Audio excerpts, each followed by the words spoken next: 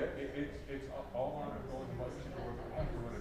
Okay, please. So Go ahead. Okay. Yes, but it should go with the For both mics, the pulpit mic? Yeah, 1 and 3, you know, and Yeah. you know, when you're done using the new one. Well, I turned this one off entirely. Okay, yeah, well, that's good. Yeah. Okay.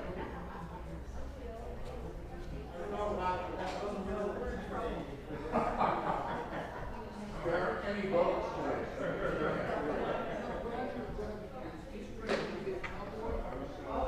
During the pandemic time, it was streaming services.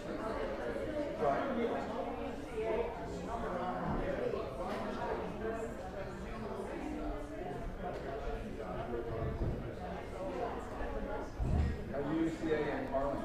Oh, okay. Yeah. Oh, yeah, of course, right. Amanda Thompson, right. We don't go there anymore. Yeah, that's all right. Yeah. Did I mention Arlington? I did. I was, it's true. It is all true. Oh, okay. Yeah, but it is true. Yeah, no, that's who I worked with anyway. My wife was born and raised.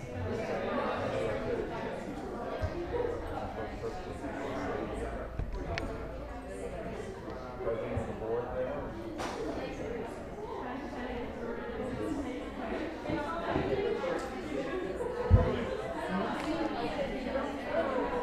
Yes, well, since, yeah.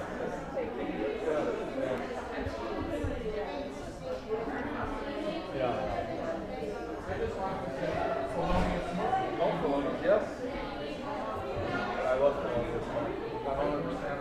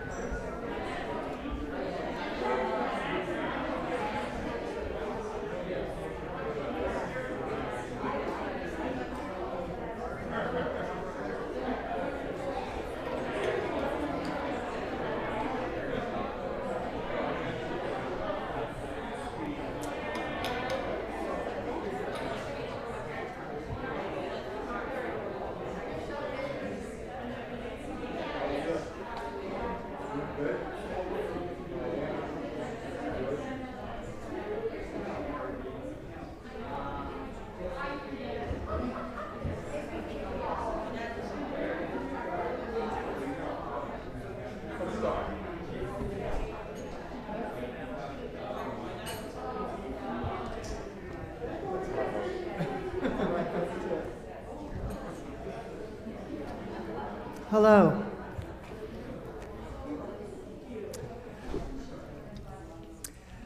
Hello, everyone.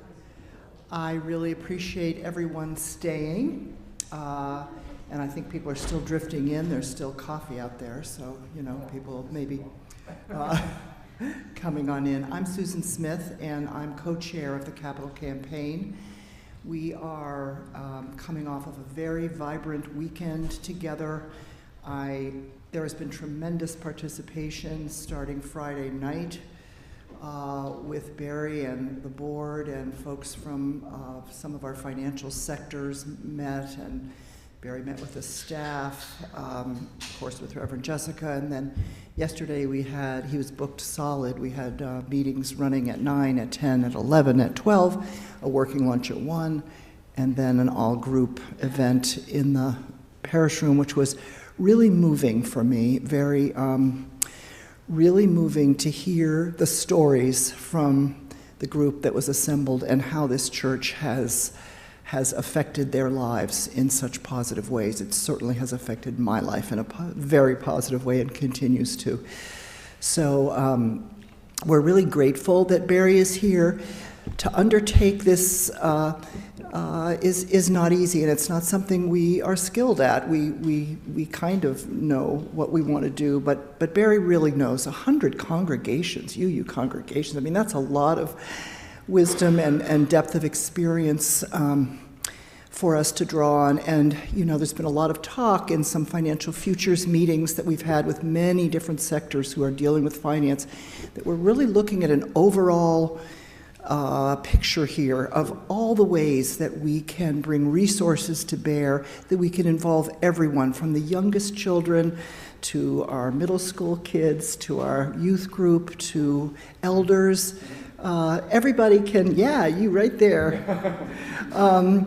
You're all important, and your voices are important, and we need to hear you all, and our resources are things that we can draw on. So we really need your creative energy, and I really appreciate us continuing to move along. So Barry's going to give us some of his ideas. He's gleaned a lot from all the information that he's gotten. So now we're going to be able to hear from him. So thank you.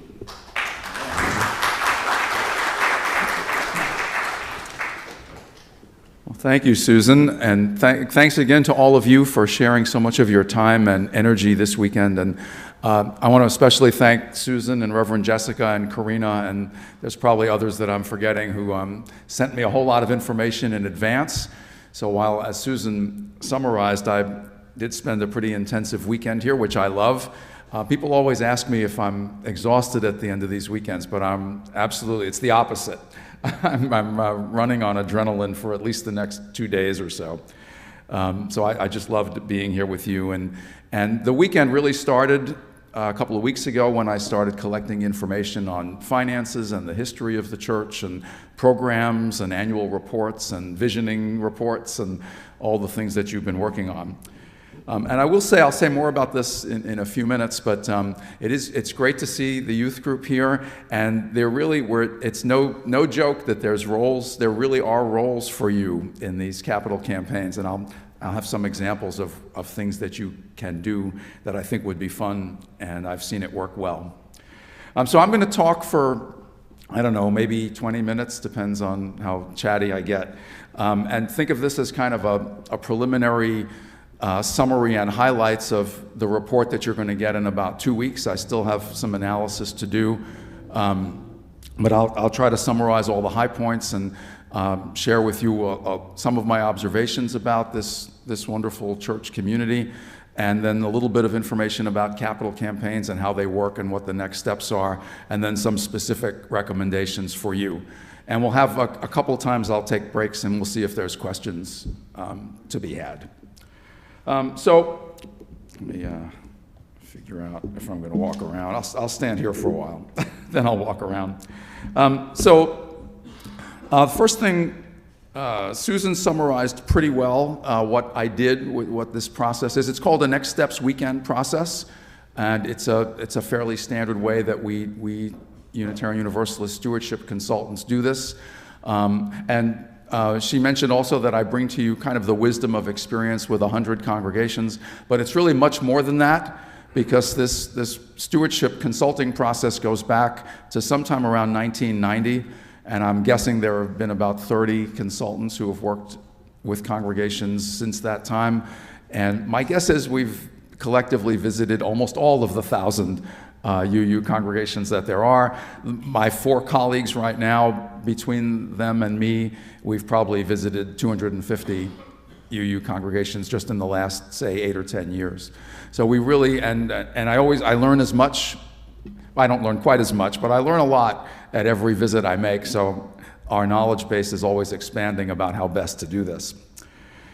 So one of the things that I did over the weekend is I invited people to complete a very short survey about this church and their perceptions of strengths, milestones, and priorities, and preferences for growth.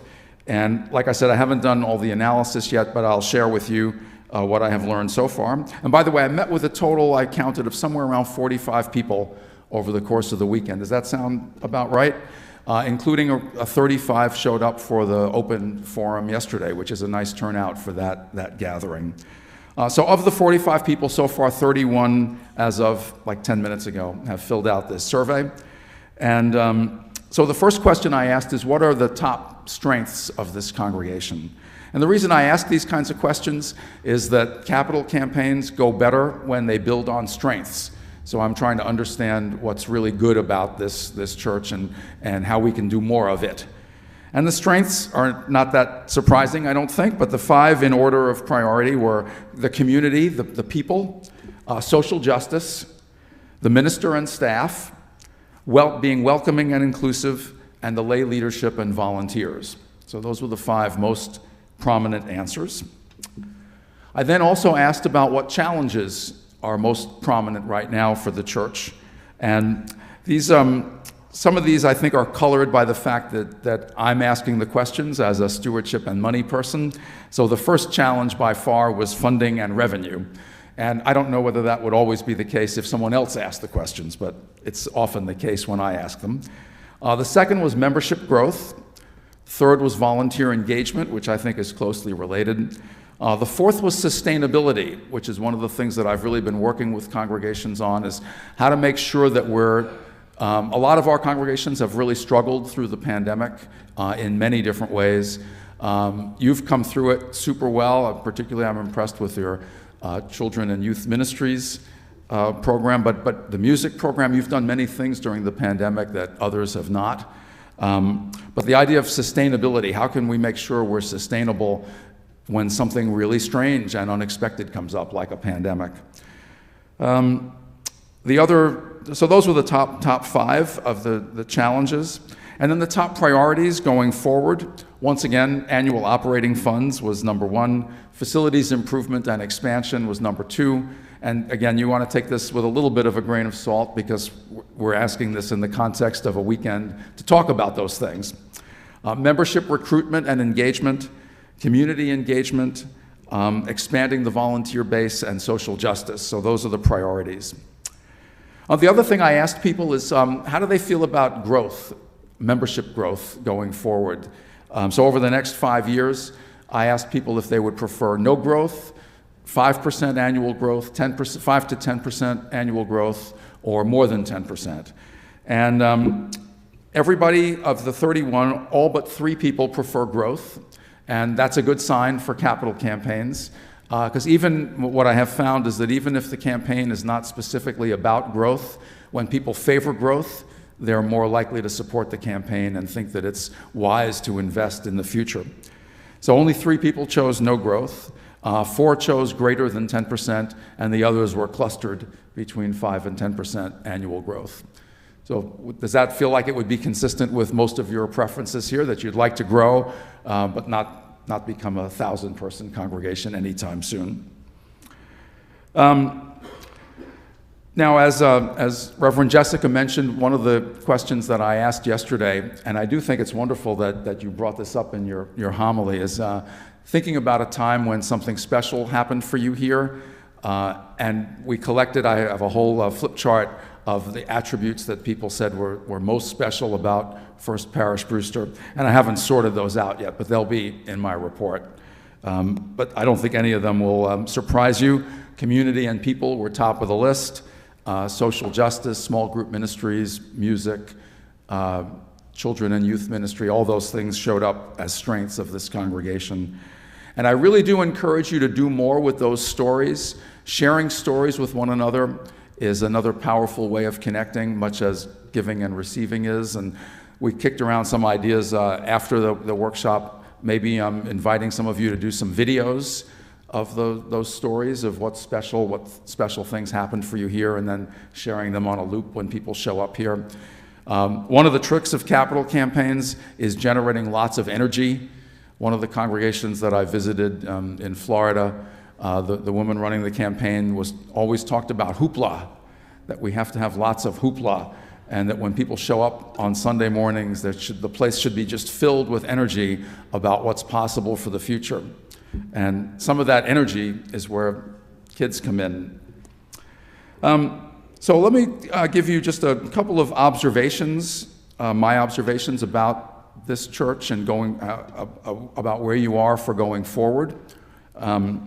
So first, as I mentioned during my homily, you have come through so much these last couple of years, and maybe more than a couple of years, with what I see as grace and resilience and so much love and care for each other.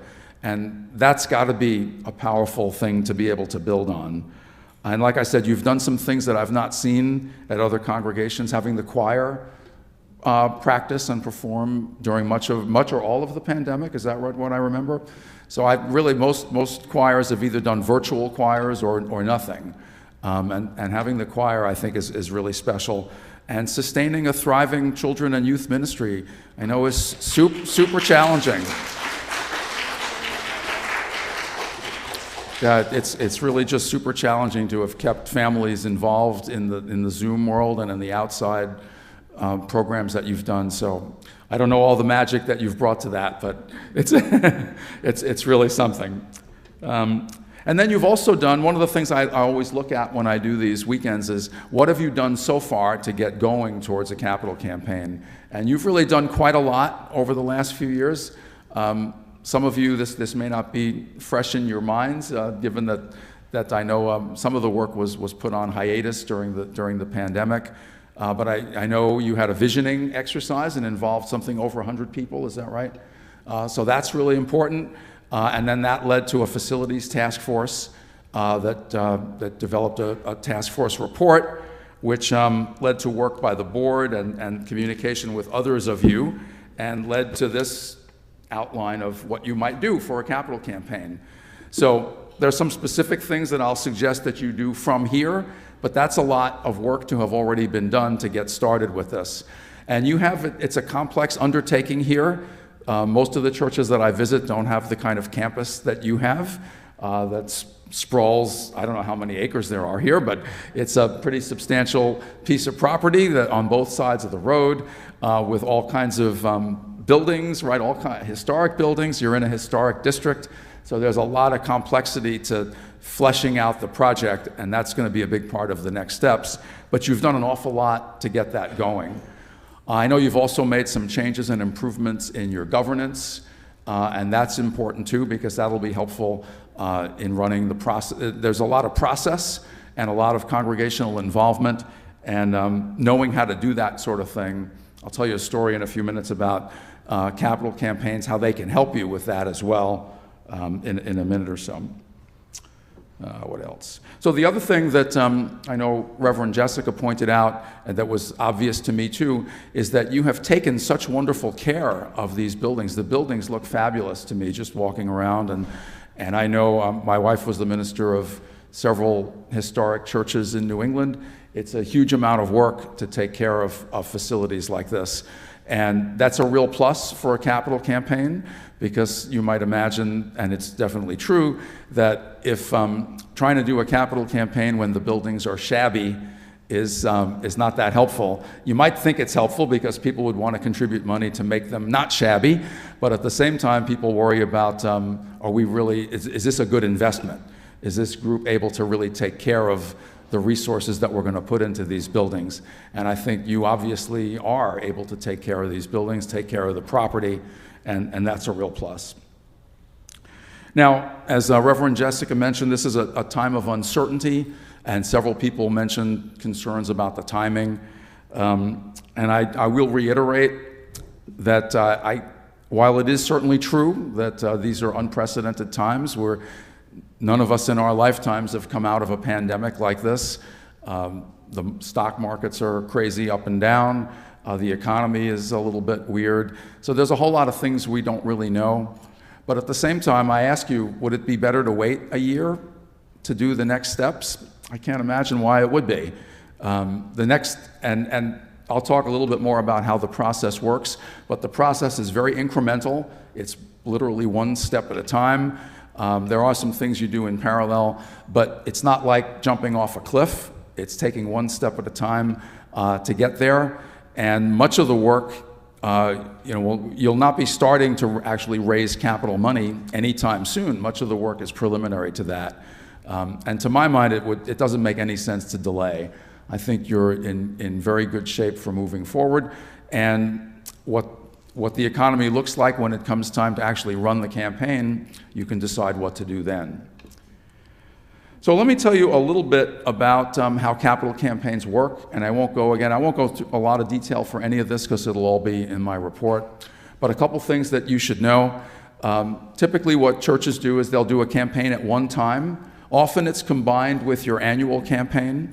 Yeah, I know you do your annual campaigns in the spring, so maybe it would be next spring, to be honest, more likely the following spring, but I don't know. There's a lot to do.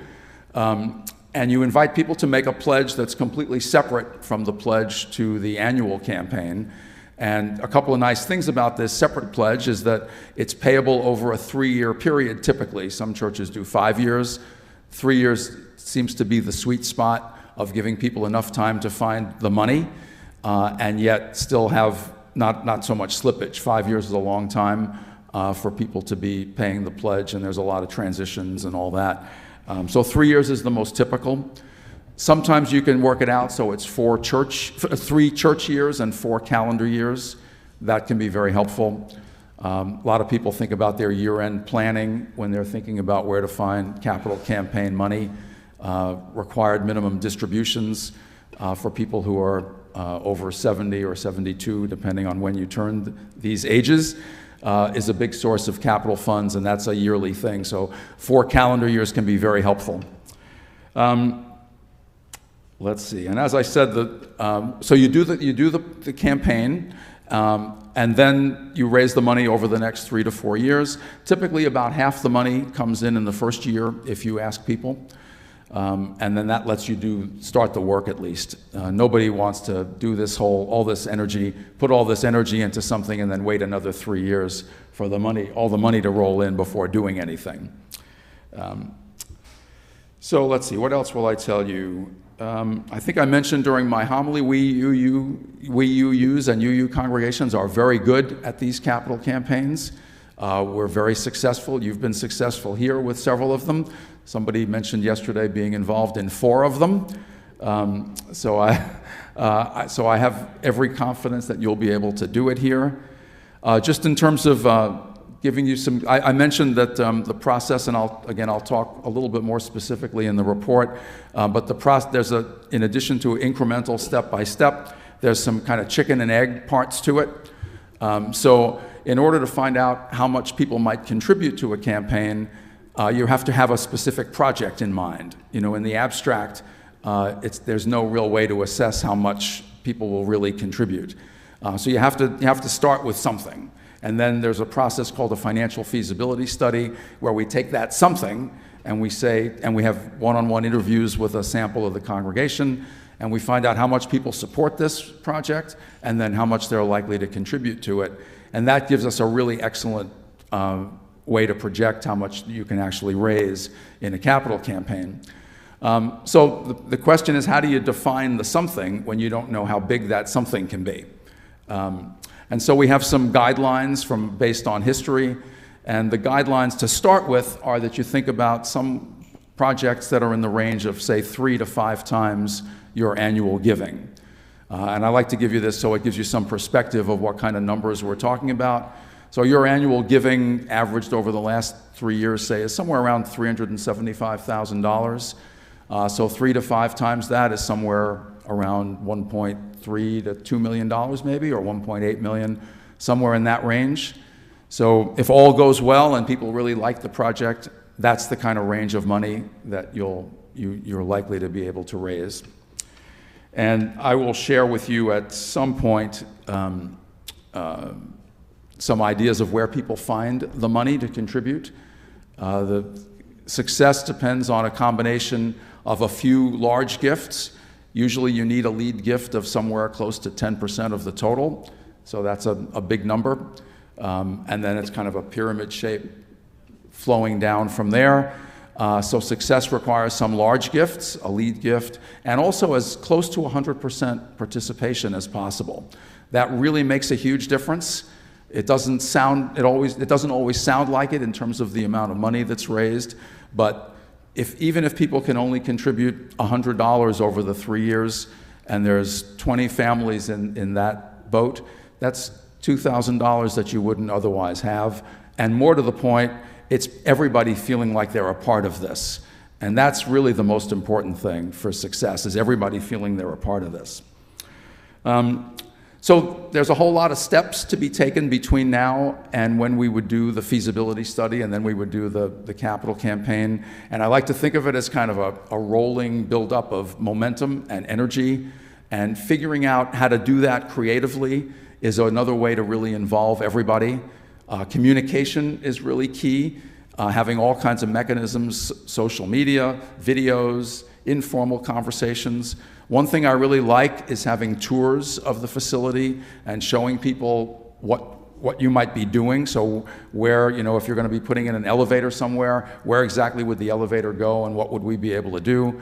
What's the status of the current kitchen and what might we do with a new kitchen? Tours, and don't take for granted that everybody knows all of the issues. I can assure you that many people don't know all of the things that you're trying to work on in the campaign. And one role I find for a youth group is leading some of these tours. I guarantee you that you can learn how to be tour guides in about 20 minutes, and then volunteer to be tour guides on Sunday mornings when that's appropriate to do, and be involved in some of the videos. There's all kinds of ways to involve people, including brand new people. The more people who are involved, the more people who are supporters. So I think that's all that I'll say about capital campaigns in general. Let me talk for a minute. Well, any questions at this point? I've been talking a long time. We have a microphone. Okay, good. Then I'll talk. Oh, one question.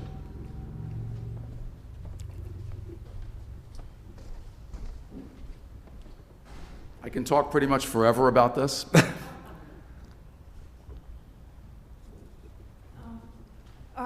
I was wondering, because on this suggested list of projects, I mean, you have to know what the cost of each of those projects is. So with the capital gains and, I mean, with the projects going forward and raising money, right, maybe you'd want 2 of these projects or more than 1 of these projects to start, or do you start with 1?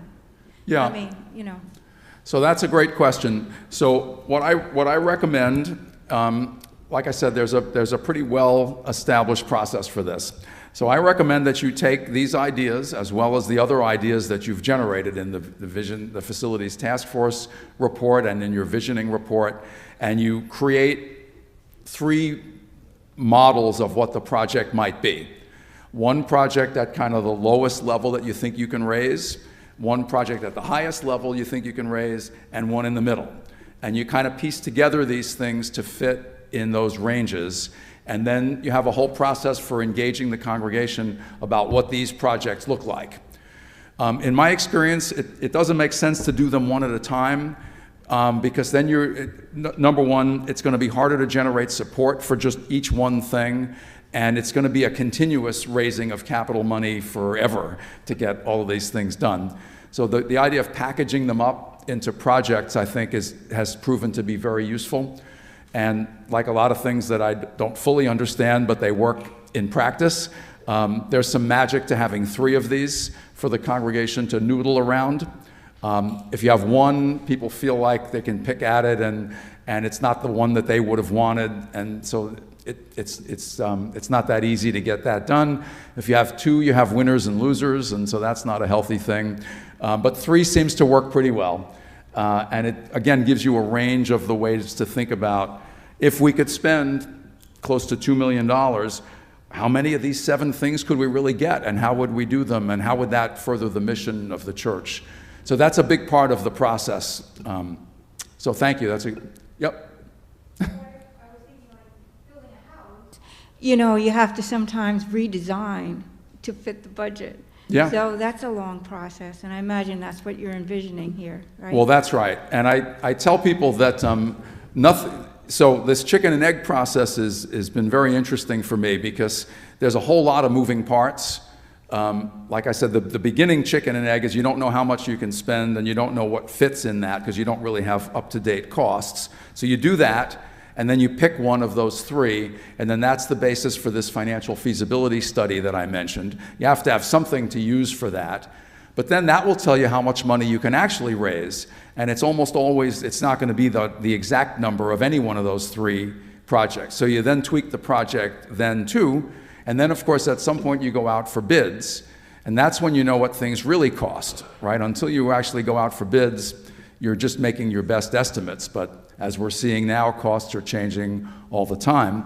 At the same time, you don't really know how much you can raise until you actually do the capital campaign. The feasibility study is a good predictor, but it's not perfect. Until you actually get pledges in, signed, sealed pledges, you really don't know how much money you have. So that's what we're working towards, is the convergence of bids with real costs and a capital campaign with real pledges.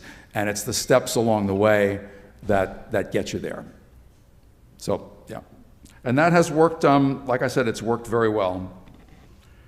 And the idea is that you're not doing any of this in a vacuum. You're doing this as you're talking to each other and generating excitement, and talking to each other informally is really important. Asking these kinds of questions of one another. What do you think about these 7 things? Is there something missing? Are some of these more important than others? Have things changed since we laid this out? I notice, you know, technology is on here. Multimedia technology, I think that's going to be crucial going forward. I'm sure that was not in your original facilities task force. I don't remember seeing it. So things have changed and will over the course of this time. I'm a relatively new member, so this is a question coming out of ignorance, but I know there's some sort of endowment fund, but I don't know how much is in that, and I'm just wondering what's the health of our current endowment, and what's the general philosophy with these capital campaigns in terms of if you're doing facilities improvements or even new facilities, having a segment of the campaign that's devoted towards increasing the endowment fund to make sure that you're able to take care of the facilities going forward? Or is that sort of a kind of a separate animal, raising money for the endowment? Yeah, so I'll say a few things about that. First, you have a pretty healthy endowment here. I don't know what it is, what the balance is up to the moment, but it's something, something over $1 million. And there's some guidelines for everything. And I like to think that a starting point for endowment is at least 1 time your total annual budget. And so your annual budget is somewhere in the $500,000 range. So you have 2 times. I think of 3 times as a really good goal, but 2 times is great. So, and a lot of our New England churches have endowments that go back 200 years. You do not. You started this endowment in 1980-ish. Does that sound right? 20 years ago. Oh, it was 2000. We're hitting the 20-year anniversary. Oh, there you go. So only in 20 years to have grown the endowment to about $1 million is pretty good. So it is nice to keep growing the endowment. And I do like to talk about endowments with people when I talk about capital campaigns, but I think you want to keep it fairly separate because you want to try to raise as much real world, today capital. The endowment I think of as a very long-term fund used for very long-term things. The capital campaign is I think of as a kind of intermediate fund that you're going to use right now to do something, to do investments. Also, most endowments, I know yours is funded, you have collected some contributions to the endowment from people while they are still alive. Most churches rely on legacy giving and estate plans for endowment funding, and I really encourage you to do that, to do planned giving and encourage people to make legacy gifts. But great question. In your experience, if you're running the capital campaign concurrently with the annual campaign, how do those two affect each other? Do you find that it energizes the annual campaign, or do you find that people are struggling to make both? Because we, coming out of the pandemic, the annual campaign has been hit a little bit harder than we expected. And so I think just to sort of look ahead at how do those two things affect each other? Because I see the potential that it could energize that. So that's kind of my secret hope. Yeah. Could that please happen? Well, I think that is generally the idea. When I first started doing this work, many churches did not combine the annual and the capital campaigns with the thinking that, well, if we do them together, people, I don't know, I'm going to say this in a more pejorative way than I mean it, but that people won't really remember or think that we're going to be doing a capital campaign just a few months later. And so they'll be able to give more to both. But it turns out that people are more aware than that, and that if you're already on the path to a capital campaign, people are thinking about where they're going to find capital campaign money, and you want them to do that. At the same time, you want to make sure that nobody takes any money from their annual contributions to put towards this capital campaign, because that way lies disaster. And so doing the campaigns together lets you reinforce that message. And it also, of course, does let you increase the energy level. The other thing is that I know it's been quite a little while since you've done face-to-face visits during your annual campaign, and that's one of the things I'm going to recommend that you do for this next annual campaign. Everybody does capital campaigns with face-to-face visits because there's so much to talk about, and it's a big deal. So doing that both the year before and during the campaign itself can really help energize the annual stewardship work as well. So, yes. Is it possible that there are funds available, grants and so forth, and that some of these things seem to be or can be related to handicap accessibility? For instance, the elevator, and there was even technology. I mean, right now I know that some of our people don't come to church and use technology as a way of keeping in touch with all of us.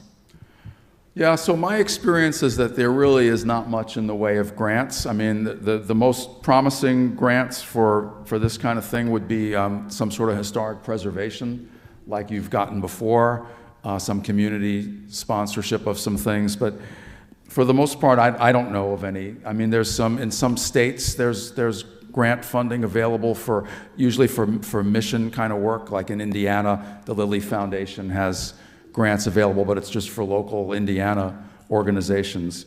So to be honest, I don't know of any. And I think, I would spend most of my energy on mobilizing the congregation. But it may be worth researching. It's certainly the community preservation kind of grants and historic preservation, that's probably worth looking into. Yes, so I brought that up yesterday. This is Marsha. And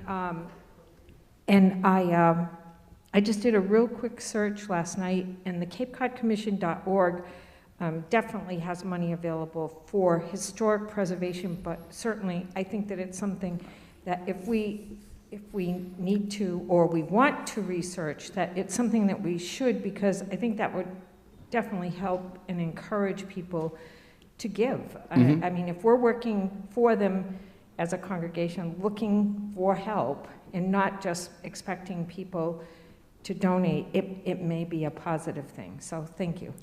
Oh, sure. And I think, one of the things that I've heard is that you see this meeting house as a community resource, right? And I guess it was originally built as one. That's why it's called the meeting house rather than just the church.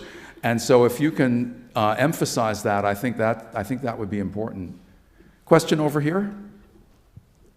She's coming with the microphone.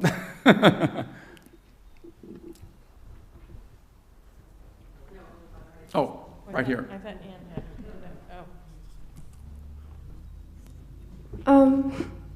So I know you mentioned like tours earlier. Was that supposed to be like just like tours to encourage people to donate for like the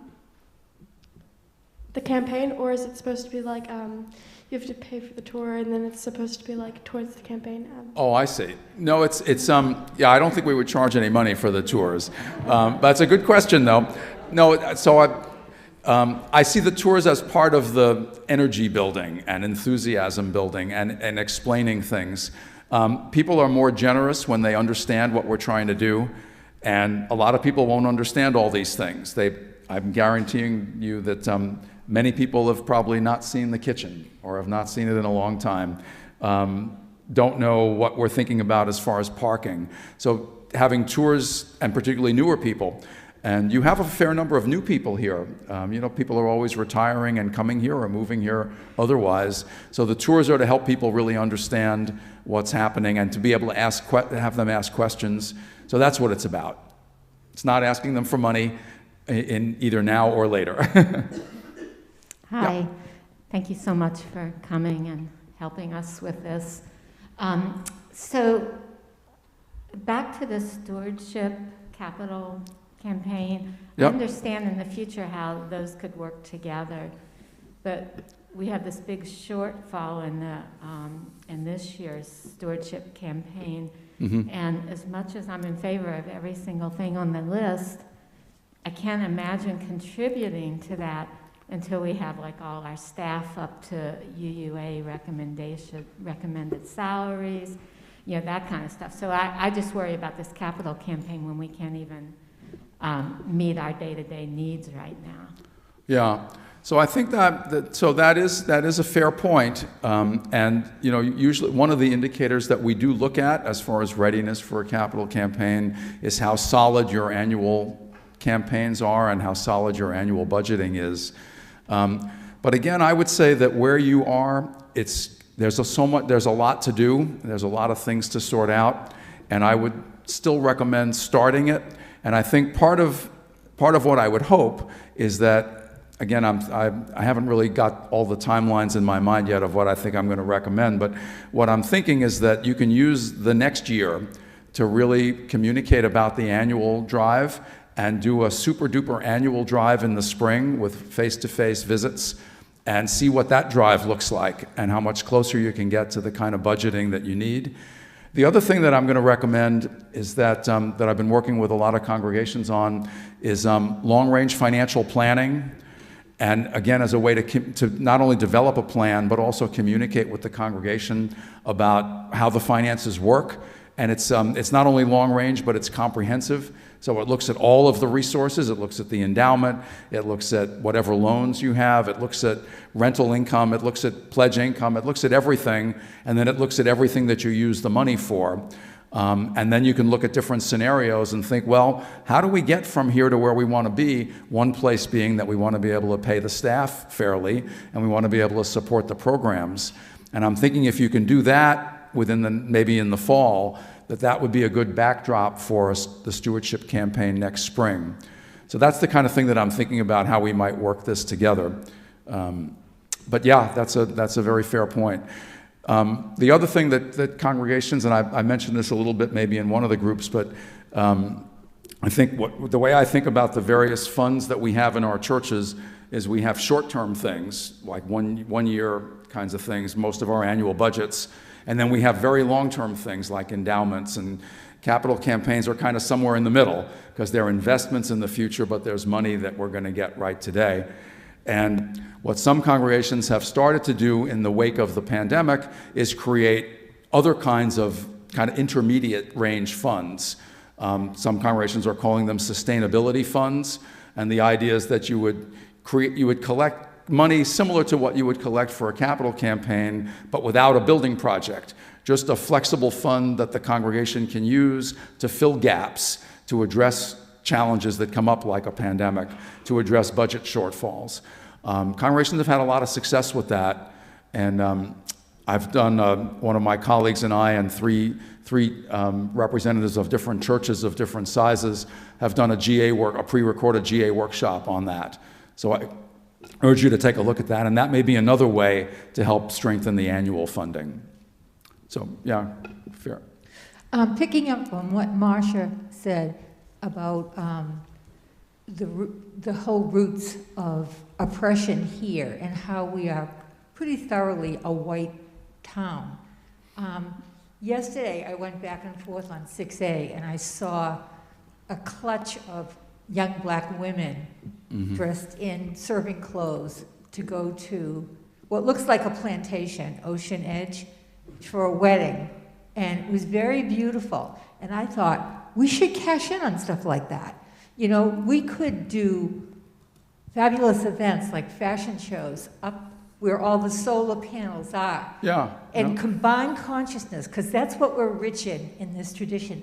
I would wager everybody principally tries to be ethical in this community.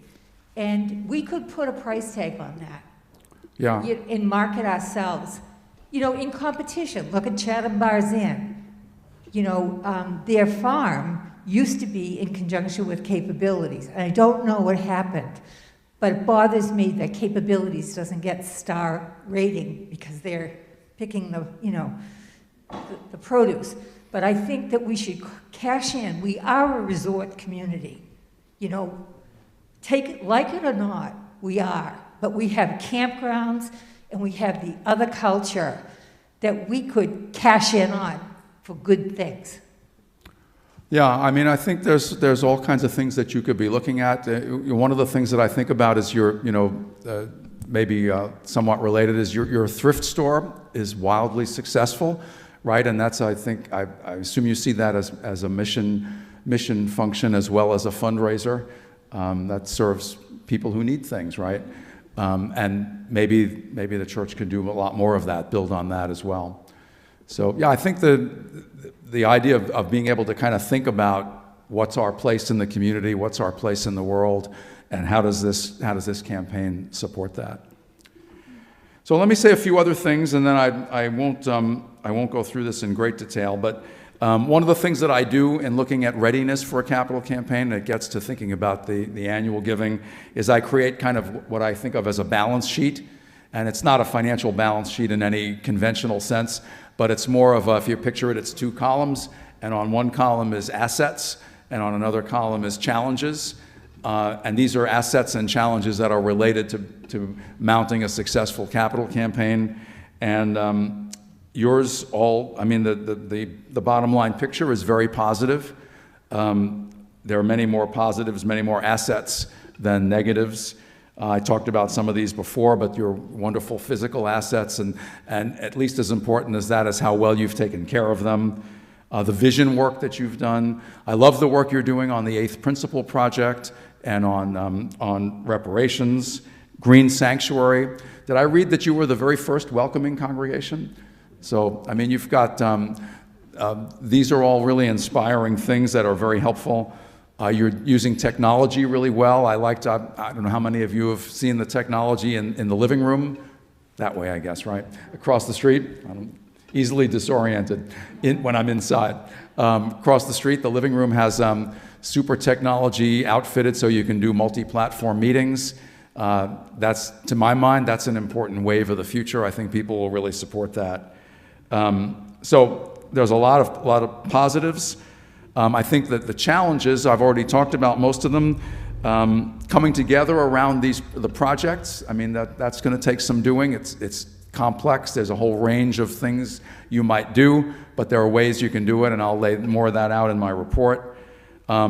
Establishing what I call a stewardship infrastructure, so getting going with face-to-face and with really what I think of as a very ambitious and active and energetic campaign, which will be something you haven't done in a while. But I think that will accomplish a lot of things in terms of bringing people together and providing a forum for people to talk to each other face-to-face.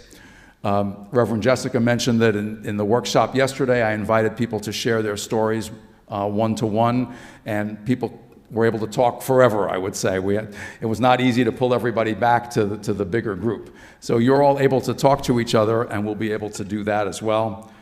And then we talked about the current uncertainties, and I don't want to downplay that, but I still think that it makes sense to proceed with these next steps and play all that by seeing how it goes. Susan's mentioned a couple times the idea of proceeding at the speed of trust. So I think the process, can take 1 year, it can take 2 years, it can take longer. I think that as long as you're following it along and doing the right things, it will be a good thing. And then the other challenge, I think, is involving a lot of people, and coming out of the pandemic, I know in many of the congregations I've visited, people are talking about people being of kind of low energy, and they're not used to getting involved in doing things, and there's a core of people who have been really busy the whole time, and they're still busy, and you really want to go beyond the core for this. You really want to involve, I can't say it enough, you want to involve more people, as many people as possible. I use this cliche phrase, beyond the usual suspects. And there's several teams I recommend that you establish and make these teams multi-generational, all different kinds of people who've been here different tenures. I think that's both a challenge and an opportunity. So I think that's probably all that I will say. And like I said, there'll be lots more information in my report. I was very impressed like I said, when I looked at my balance sheet here with the balance of assets and challenges. I think you are in very good shape for going forward, and I'm excited to see what happens next. Other questions, comments? Does this all make sense over here? Yeah, this makes sense. This is sounding reasonable, and I learned some things about you this weekend. When you talk about a 3-year process, are you talking about meeting with people, getting pledges, going out and getting estimates, and then at the end of the 3 years, kind of dig the shovel into the ground and get going? Could you just clarify that, please? Thank you. Sure. So I think that the 3 years that I was talking about is the amount of time that people have to pay. To pay into the capital fund. So that's after you've done the campaign, right? So you'll do, let's say it's going to take 2 years to get ready to run the campaign, and maybe you can do it faster than that. But those 2 years will be defining the project, talking to each other about it, running a really good annual campaign next spring, then doing a financial feasibility study, and then starting the campaign, maybe an early phase in like 18 months from now, and then the bulk of the campaign in the spring of, what would it be, 2024. And then there would be 3 years from there to pay the money. So that's the kind of timeline I'm thinking about. When do they start tearing the rafters out? Tearing the, well. She asked when did they start? I think it's, once you start it, when does construction start? Yeah, so usually you can start construction pretty much right away, because if you ask people, I may have mentioned this before, maybe I forgot, but typically congregations can collect about half the money in the first year. So I would say, again, thinking about the timeline that I'm thinking about, that maybe you could do, there's usually at least 2 phases of the campaign itself. There's usually an early phase to line up some of the larger givers. And the leaders, the board members and committee chairs and all. So it's a leadership phase. You might be able to do the leadership phase, let's say, in December of 23 or November of 23, and then you could probably collect some of that money and start the construction in the spring of 24, I would think. Something like that. But again, I'm still playing with that. And you can, the process is the process. You can, if it moves faster, it can move faster. I think there's a lot of moving parts here. There's getting some, depending on what you do, there may be historic preservation approvals, which don't go fast. Permitting in New England never goes fast. I may have mentioned that I've spent a lot of time on Martha's Vineyard. We have a house there. My brother-in-law lives there, and we just put solar panels on the house. And it took, let's see, the solar panels went up in January. And just last week, we got the final approval to turn them on. So, 5 months on a, nothing project. To get the town had to come 3 times, and the Eversource had to come 3 times, and everybody comes 3 times, and it takes forever. And there's nothing historic about the place. There's nothing controversial about it. So there you go. So things tend not to move as fast as you might like, but yeah. Anyway, so thank you all for your attention this weekend. I'm really, like I said, I was super excited to be here, and I'm really sure you can do this thing. I think you have the commitment and the energy and the leadership and the assets to build on. So I'm excited to see what happens next. Thank you.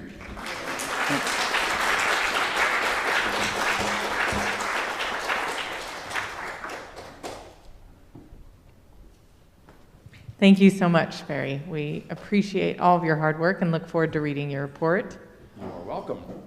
Go drink some water, stay hydrated today, stay cool. Yes, me too. Youth, have fun at the escape room. Yeah, and thank you guys for hanging around through all this. Thank you so much, Barry. You are welcome. Thank you for all you're doing here. You go under your name, I'll put it. Yeah. You can work it out.